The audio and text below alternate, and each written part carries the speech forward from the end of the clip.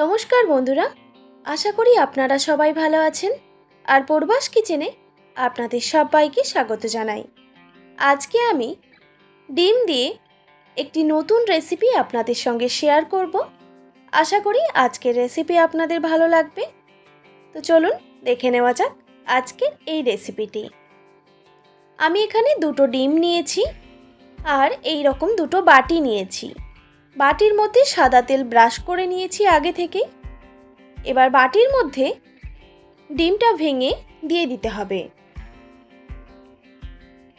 আপনারা বাড়িতে একবার হলেও এই রেসিপিটা ট্রাই করে দেখবেন। এই রেসিপিটা একবার বানালে বারবার বানাতে ইচ্ছে করবে। আর এটা খেতে এতটাই টেস্টি যে বাড়ির সবাই আপনার হাতের রান্না খেয়ে খুবই প্রশংসা করবে। এরপর এর মধ্যে দিয়ে দিলাম স্বাদমতো নুন আর সামান্য পরিমাণে হলুদের গুঁড়ো, আর দিয়ে দিচ্ছি সামান্য পরিমাণে লঙ্কার গুঁড়ো। এতে ডিমটা দেখতে আরও বেশি সুন্দর লাগবে। ডিমগুলো একদম রেডি। এবার এইগুলোকে স্টিম করে নিতে হবে। সেই জন্য আমি কড়াইতে আগে থেকেই জল গরম বসিয়ে রেখেছিলাম। জলটা যখন গরম হয়ে আসবে এই বাটিগুলো জলের মধ্যে রেখে দিতে হবে। আপনাদের কাছে যদি স্ট্যান্ড থেকে থাকে তাহলে আপনারা এখানে স্ট্যান্ডও ব্যবহার করতে পারেন। এরপর একটা ঢাকা চাপা দিয়ে এই ডিমগুলোকে স্টিম করে নিতে হবে প্রায় 10 থেকে 15 মিনিটের জন্য। অবশ্যই গ্যাসের ফ্লেমটা মিডিয়ামে রেখে। 15 মিনিট পর আমি ঢাকাটা সরিয়ে নিলাম। ডিমগুলো ঠিকমতো সেদ্ধ হয়েছে কিনা সেটা আমি ছুরি দিয়ে একটু চেক করে নিলাম। দেখুন ছুরিটা একদম ক্লিন এসেছে, মানে ডিমটা পারফেক্টভাবে সেদ্ধ হয়ে গেছে। এবার এই বাটিগুলোকে আমি নামিয়ে ঠান্ডা করে নেব। আর একটা প্যানের মধ্যে আমি হাফ কাপ পরিমাণে জল নিয়েছি। এরপর দিয়ে দিচ্ছি একটা মিডিয়াম সাইজের পেঁয়াজ। পেঁয়াজটা আমি 4 ভাগ করে কেটে নিয়েছি। আর দিয়ে দিলাম 5 কোয়া রসুন, 1 টুকরো আদা আর 2টো কাঁচা লঙ্কা, আর কয়েকটা দিয়ে দিলাম কাজু। তবে কাজুটা পুরো অপশনাল, আপনারা চাইলে এটা দিতেই পারেন আর না চাইলে স্কিপ করে দিতে পারেন। এরপর এইগুলোকে খুব ভালোভাবে সেদ্ধ করে নিতে হবে। প্রায় 4 থেকে 5 মিনিট টাইম নিয়ে আমি ভালোভাবে সেদ্ধ করে নিয়েছি। তবে এর মধ্যে কিছুটা পরিমাণ জল রয়ে গেছে। এই জলটা কিন্তু রাখা যাবে না, জলটা একদম শুকিয়ে নিতে হবে। তবে এই রান্নার স্বাদটা আরও বেশি ভালো আসবে। দেখুন জলটা পুরোপুরিভাবে শুকনো হয়ে গেছে। এবার এইগুলোকে আমি নামিয়ে ঠান্ডা করে নিয়ে বেটে নেব। আর এই দিকে দেখুন ডিমগুলো একদম ঠান্ডা হয়ে গেছে। তো আমি একটা চামচের সাহায্যে এইভাবে ডিমগুলো বাটি থেকে তুলে নেব। আমার রেসিপিগুলি যদি আপনাদের ভালো লেগে থাকে তাহলে অবশ্যই চ্যানেলটিকে সাবস্ক্রাইব করে রাখবেন আর পাশে থাকা বেল আইকনটিও প্রেস করে দেবেন।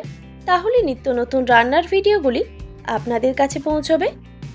দেখুন বন্ধুরা, ডিমগুলো আমি বাটি থেকে তুলে নিয়েছি। এরপর একটা কড়াইতে আমি 2 থেকে 3 টেবিল চামচের মতো সরষের তেল দিয়ে দিলাম।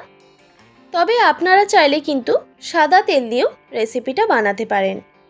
তবে আমার মনে হয় মাছ, মাংস, ডিম এইগুলো সরষের তেলেই বেশি খেতে ভালো লাগে। এবার ডিমগুলোকে তেলের মধ্যে খুব ভালোভাবে ভেজে নিতে হবে 2 সাইড থেকেই।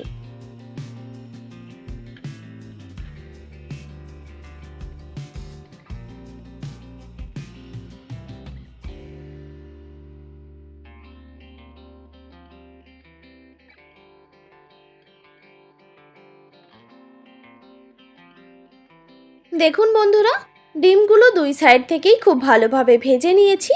এবার আমি তুলে নিচ্ছি।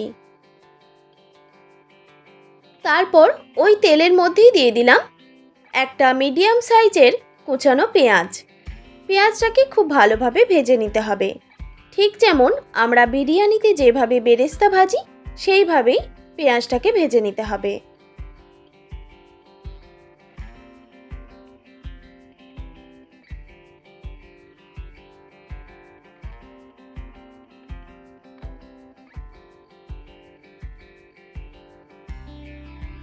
দেখুন বন্ধুরা, পেঁয়াজটা বেশ লাল লাল করে ভেজে নিয়েছি।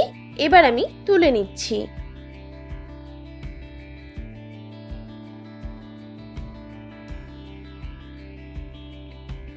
এরপর ওই তেলের মধ্যেই বাটা মশলাটা অ্যাড করে দিলাম, যেটা আমরা প্রথমেই সেদ্ধ করে বেটে রেখেছিলাম। পেঁয়াজ, রসুন, আদা, কাঁচা লঙ্কা আর কাজু। এরপর দিয়ে দিলাম সামান্য পরিমাণে হলুদের গুঁড়ো, স্বাদ মতো নুন আর ঝালের জন্য সামান্য পরিমাণে ঝাল লঙ্কার গুঁড়ো। তবে ঝালটা আপনারা অবশ্যই কম বেশি করে নিতে পারেন। এবার মশলাটাকে খুব ভালোভাবে কষিয়ে নিতে হবে।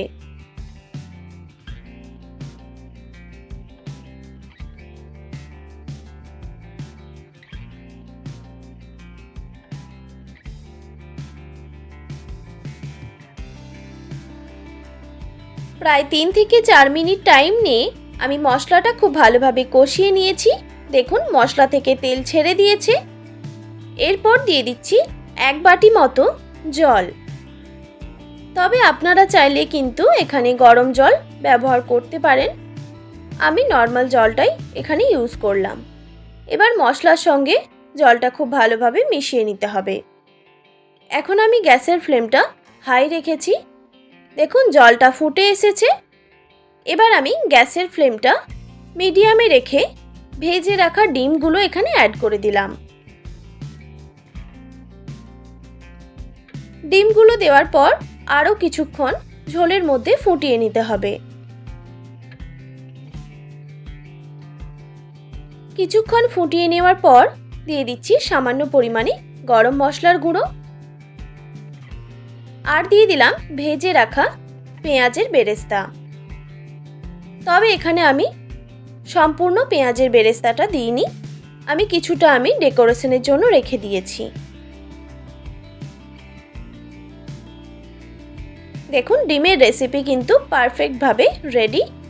এবার আমি গরম গরম ভাতের সঙ্গে এটা পরিবেশন করে নেব। দেখুন ওপর থেকে আমি একটু পেঁয়াজের বেরেস্তা ছড়িয়ে দিয়েছি।